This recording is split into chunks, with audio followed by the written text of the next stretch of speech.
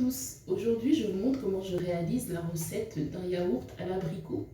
Tout d'abord j'aurai besoin d'abricots secs que j'aurai fait tremper durant une nuit. Après j'aurai besoin de noix de cajou, de noix de coco râpée en poudre. Je vous montre ce que ça donne. Voilà. Et je vais mixer avec les noix de cajou pour que ça donne un côté un peu exotique parce que la noix de coco râpée, voilà, ça fait penser un peu aux îles, au côté un peu voilà, farniente, etc. Ensuite, j'aurai besoin de sel, de cannelle moulue en poudre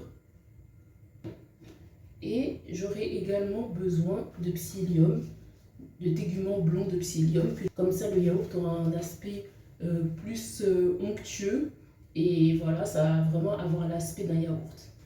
Pour commencer, donc, je vais faire d'abord, je vais mixer les noix de cajou avec la noix de coco. Je vais mettre la moitié du bol. Donc, je mets ça dans le mixeur. J'aurais fait tremper les noix de cajou durant une nuit. C'est vrai que je ne vous avais pas dit, mais j'ai trempé ça durant une nuit. Je vais mettre une cuillère à soupe de noix de coco râpée.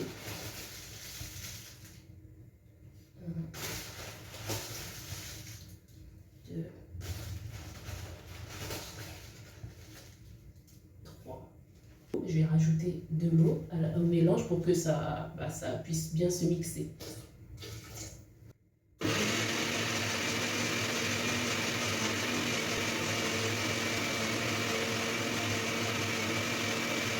Donc là, je vais mettre une cuillère à soupe de psyllium.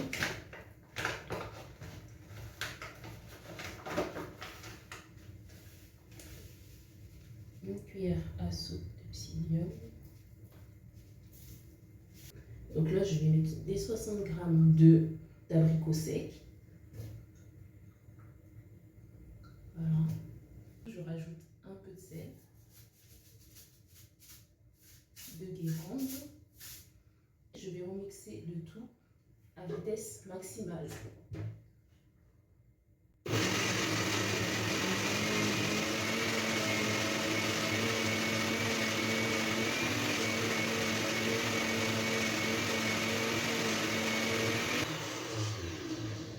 Je vais mettre ma cannelle.